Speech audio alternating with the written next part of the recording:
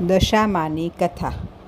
આ વ્રત અષાઢ અમાસ અગર શ્રાવણ સુદ એકમના દિવસે શરૂ થાય છે અને 10મા દિવસે પૂરું થાય છે. આ વ્રત કરનાર સવારે નાહી ધોઈને દશામાના નામનો દીવો કરી કથા સાંભળે. ઉપવાસ ન થાય તો એકટાણું થઈ શકે. એક ગામમાં નદી કિનારે રાજાનો મહેલ આવેલો. રાણી રોજ ઝરૂખામાં બેસે અને કુદરતી સૌંદર્ય જુએ. એક દિવસે નદીના નાહવા ઘણી સ્ત્રીઓ આવી. આ બધી સ્ત્રીઓ શા માટે આવી છે તે જાણવા રાણીએ દાસીને પૂછ્યું. તો દાસી બોલી, આજે અષાઢવદ અમાસનો દિવસ છે. આજે દિવાસાનો તહેવાર છે. આ સ્ત્રીઓ દશામાનું વ્રત કરે છે, તેથી નાહવા આવી છે.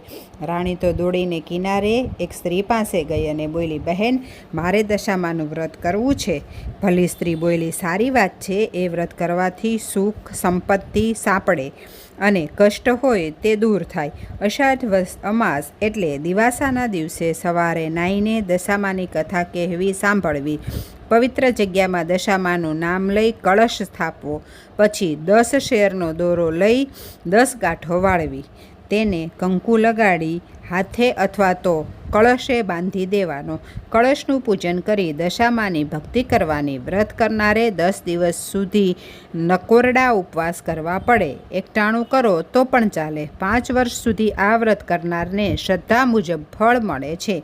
વ્રતનો મહિમા એટલો બધો છે કે કહેતા પાર ન આવે. રાણી મહેલે ગઈ અને રાજાને વાત કરી. રાજા બોલ્યા, વ્રત કરવાથી ફાયદો શું? રાણી કહે, મન પવિત્ર થાય, તન નિરોગી રહે, દુખિયાને ધન મળે, વાંજિયાને પુત્ર ફળ મળે. રાજા કહે, આપણી પાસે વિપુલ ધન છે, એમાં તને શું ઉણપ દેખાય છે? વ્રત કરવા તૈયાર થઈ છે. રાજાના અભિમાનના વચનથી રાણીને બહુ જ દુઃખ થયું. તેણે તો રાજા સાથે રીસામણા લીધા. આખો દિવસ ભૂખ્યા પેટે દશામાની ભક્તિ કર્યા. રાજાને દશામાની અવગણના કરી. તેથી દશામાના કોપથી રાજાનું રાજ્ય ખેદાન મેદાન થઈ ગયું. બાકી રહ્યું તે દુશ્મન રાજા રાજ્ય ઉપર ચડી આવ્યો. એણે રાજા રાણી 2 કુંવરોને લઈ પહોંચે પહેરે લુગડે ચાલી નીકળ્યા. થોડુંક ચાલ્યા બાદ રાજબાગ આવ્યા. તેમાં બધા વિશ્રાંતિ ખાવા બેઠા. તે બાગમાં લીલા ઝાડ ભડભડ સળગવા લાગ્યા. રાણી સમજી ગઈ કે આ માઠી દશામાનું પરિણામ છે. રાજાને પણ એવું લાગ્યું. પછી તેઓ ત્યાંથી આગળ વધ્યા. રસ્તામાં રાણીને સહેલીનું ગામ આવ્યું. ત્યાં રાણીએ ખાવા આપવા કહ્યું. ત્યારે છણકા કરીને તે બોલી, જાજા હવે છે કંઈ સુધી રોટલાની ભીખ માંગવા આવતા લાજ નથી આવતી? રાજા રાણી દેવને દોષ દેતા આગળ ચાલ્યા. કુંવરો ભૂખ્યે તરસે આકુળ વ્યાકુળ થઈ ગયા હતા. એવામાં એક વાવ આવી અને બધા તેમાં પાણી પીવા ઉતર્યા. પરંતુ પગથિયા એવા લીસા હતા કે બંને કુંવરો લપસીને વાવમાં અથાગ જળમાં ડૂબી ગયા. રાજા રાણી રડવા લાગ્યા. તેમણે પોતાની દશાનો દોષ કાઢ્યો. કલ્પાંત કરતા તેઓ આગળ ચાલી નીકળ્યા. રસ્તામાં રાજાની બહેનનું ગામ આવ્યું. રાજાએ મનમાં થયું કે બહેનને વાર તહેવાર ખૂબ જ કપડાં દાગીના આપ્યા છે તો તે જરૂર દુઃખમાં આશ્રય આપશે. રાજાએ ગામમાં પાદરેથી એક ગોવાળ સાથે બહેનને પોતાના ગામમાં આગમનના ખબર કહેડાવ્યા. બહેને સંદેશો સાંભળ્યો. તેણે બબડાટ કરીને થોડુંક સુખડી માટલીમાં ભરી તેના ઉપર કોડિયું ઢાંકી ચંદનહાર મૂક્યો. પછી લુગડાના કટકા વડે માટલાનું મોઢું બાંધી તે માટલી પેલા ગોવાળને આપી અને કહ્યું કે ગોવાળ, મારા ભાઈ ભાભીને આ બધું આપી કહેજે કે તમારે જ્યાં જવું હોય ત્યાં જાઓ. રાજાએ બહેનની ભેટ સ્વીકારી, પણ તેના વચનો હાડોહાડ લાગી આવ્યા હતા. રાણીએ રાજાને કહ્યું, હે નાથ, બહેનનું હેત જોઈ લીધું ને?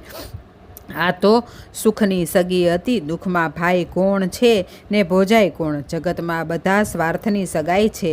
ગામના પાદરે આવેલા ઝાડ હેઠે બેસી રાજાએ માટલી ઉઘાડી તો કોડિયામાં મૂકેલો ચંદનહાર વીછી થઈ ગયો હતો અને રાણીએ કહીને જોયું તો બહેનનું હેત.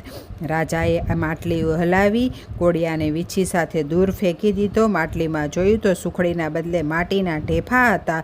રાજા સમજી ગયા કે બહેન કદી આવું હલકાપણું ન બતાવે, પરંતુ ભાગ્ય રૂઠ્યું છે તેથી આવું થાય. આમ વિચારી રાજાએ હિંમતથી પેલું કોડિયું વીછી સાથે ઉપાડી અને માટલી ઉપર ઢાંકી દીધું અને માટલીનું મોઢું બાંધી તેને ઝાડની નીચે જમીનમાં દાટી દીધું. આગળ જતાં તરબૂચની વાડી આવી એટલે રાણીએ વાડીમાં રખેવાળ પાસે એક તરબૂચ ખાવા માંગ્યું.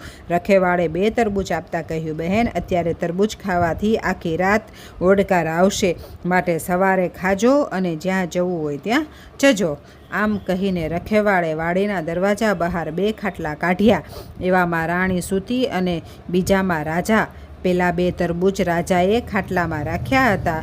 હવે બન્યું એવું કે પ્રદેશમાં રાજાના 2 કુંવરો શિકાર કરવા ગયેલા. તે સાંજ સુધી પાછા ન ફરતા રાજાએ સિપાઈઓને કુંવરોની શોધ માટે દોડાવ્યા હતા. આ બાજુ રાજા રાણીના કમભાગે ખાટલામાં રખેલા 2 તરબૂચ એકાએક ગુમ થયા કુંવરોના મસ્તક બની ગયા. રાજાએ આ બાબતની ખબર ન પડી. સવાર પડતાં જ રાજાના સિપાઈઓ શોધતા શોધતા તરબૂચની વાડીમાં આગળ આવી પહોંચ્યા. ત્યાં રાજાના ખાટલામાં ગુમ થયેલા કુંવરોના લોહીથી તરબોળ મસ્તક જોઈ તેઓ સમજ્યા કે આ માણસે કુંવરને મારી નાખ્યા છે. તેથી તેમણે રાજાને પકડી લીધો. આ ધમાલમાં રાણી જાગી ગઈ. તેમણે તેને પણ બંદીવાન બનાવી બંનેના રાજા પાસે લઈ જઈ તરબૂચમાંથી બનેલા કુંવરોના મસ્તક બતાવી કહ્યું, મહારાજ, આ લોકોએ કુંવરને મારી નાખ્યા છે. રાજાએ બંનેને કેદખાનામાં જુદી જુદી કોટડીમાં પૂરી દીધા. રાણીને થોડીવાર મનમાં થયું કે મારા પતિએ દશામાના વ્રતની અવગણના કરી છે, તેથી જ કુટુંબના માથે દુઃખના ડુંગર તૂટી પડ્યા છે. માટે અષાઢ માસમાં દશામાનું વ્રત કરી માને રીઝવું. શ્રાવણ મહિનો બેસવાને 1 દિવસ પહેલાં રાણીએ કેદખાનાના ઉપરીને કહ્યું, ભાઈ, આવતીકાલે દિવાસો છે અને હું દિવાસાના દિવસે દશામાનું વ્રત કરું છું, માટે વ્રત કરવા દેશો તો તમારું ભલું થશે. ભલા ઉપરીએ ધર્મના કામમાં ના પાડી નહીં અને જોઈતી સામગ્રી લાવી આપવા વચન આપ્યું. દિવાસાના દિવસે સવારે નાઈને રાણીએ 10 શેરનો સરનો દોરો લઈ તેને 10 ગાંઠો વાળી કંકુ લગાડ્યા. પછી માનું નામ લઈ કળશની સ્થાપના કરી. તે દોરાને કળશ સાથે બાંધી દીધો. પછી કળશનું પૂજન કરી આખો દિવસ દશામાની ભક્તિ કરી ભૂખ્યા પેટે સૂઈ ગઈ. આવી રીતે 10 દિવસ નકોરડા ઉપવાસ કરી રાણીએ વ્રત પૂરું કર્યું. એ રાતમે રાણીએ 10 મુઠ્ઠી ઘઉં ભરી માટીની સાંઢળી બનાવી તેને સવારે નદીમાં પધરાવી દીધી. હે રાતના ત્યાં રાજાને સ્વપ્નમાં દશામાં આવીને કહ્યું, હે રાજા, તે કેદ કરેલા સ્ત્રી પુરુષ તારા કુંવરોના હત્યારા નથી, પણ દૂરના રાજ્યમાં રાજા રાણી છે, માટે તેને છોડી દે.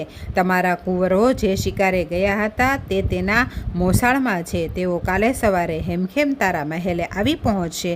તે જે લોહીની નીતરતા મસ્તકો જોયા હતા તે માયાના મસ્તકો હતા, માટે શોક ન કરીશ. સ્વપ્ન પૂરું થયું ને રાજા તો જાગી ગયો. તેણે ઊંઘ આવી નહીં. સવાર પડતાં જ જે ગુમ થયેલા 2 કુંવરો મારતા ઘોડે મહેલે આવી પહોંચ્યા. રાજા કુંવરોને ભેટી પડ્યો અને આખા મહેલમાં આનંદ છવાઈ ગયો. પછી તે રાજાએ પેલા બંદીવાન રાજા રાણીને માન સહિત મહેલે બોલાવી તેમને આવકારી જમાડી કહ્યું, ક્ષમા કરજો, તમે નિર્દોષ છો. મારા કુંવરો જીવતા છે અને આખરે તે મહેલે આવી ગયા છે. મને લાગે છે કે કોઈ દેવીનો કોપ તમારા ઉપર ઉતર્યો છે, તેથી તમારી દુર્દશા થઈ છે. હવે દશા પલટાઈ છે એવું લાગતા રાજા રાણી પાછા પોતાના રાજ્ય તરફ નીકળ્યા. રસ્તામાં રાજાએ બહેનના ગામનું પાદર આવ્યું એટલે રાજાએ અગાઉ ઝાડ નીચે દાટી દીધેલી માટલી કાઢી અને મોઢે બાંધેલું લુગડું છોડ્યું તો માટલીમાં સુખડી ભરેલી હતી અને તે બંનેએ ખાધી. પછી રાણીએ કહ્યું, નાથ, હવે આપણી વેળા વળી છે, માટે ધીમે ધીમે સર્વ સારાવાના થશે.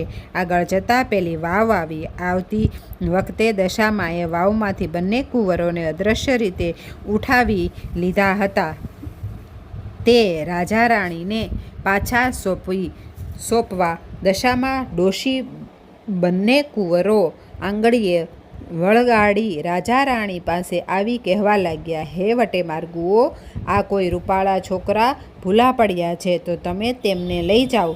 રાજા રાણી પોતાના કુંવરને ઓળખી ગયા. ચતુર રાણી દશામાને ઓળખી ગઈ. દશામાને કહ્યું, તારા પતિએ મારા વ્રતની અવગણના કરી, તેથી તારી માઠી દશા બેઠી હતી. મારા વ્રતનું તમને પારખું થઈ ગયું છે, એટલે તમે મારા વ્રતનો મહિમા સર્વને સમજાવજો. વ્રત કરનાર જરૂર સુખી થશે. રાજા, રાણી અને કુંવરે દશામાને નમન કર્યું અને તે આશીર્વાદ આપી અંતર્ધ્યાન થઈ ગયા. આગળ ચાલતા રાણીની સહેલીનું ગામ આવ્યું તો સહેલીએ બધાને આવકાર આપ્યો અને થોડા દિવસ પોતાને ઘરે રોકાઈ જવા ભાવપૂર્વક કહ્યું. રાણી બોલી, બહેન, હવે અમારી દિશા સુધરી ગઈ છે. ખરાબ દશા હતી ત્યારે મને ભિખારી કહી, માટે બહેન તારે ત્યાં અમે કંગાળ શોભીએ નહીં. ત્યાંથી નીકળી બધા રાજબાગ આગળ આવ્યા તો બાગમાં બધા ઝાડ સુકાઈ ગયેલા હતા. ઠેર ઠેર સુકાઈને ખરી પડેલા પાંદડાના ઢગલા પડ્યા હતા. પણ બધા બાગમાં દાખલ થાય તે સાથે જ બાગ લીલોછમ બની ગયો. આ જોઈ રાણીએ રાજાને કહ્યું, જોયું ને, આપણી દશા ફરી એટલે આપણે જ્યાં જઈશું ત્યાં વધાવી લેવામાં આવે છે. માળીએ આખા ગામમાં સમાચાર ફેલાવ્યા એટલે પ્રજાના હર્ષ વ્યાપી ગયા. બધા બાગ આગળ આવ્યા.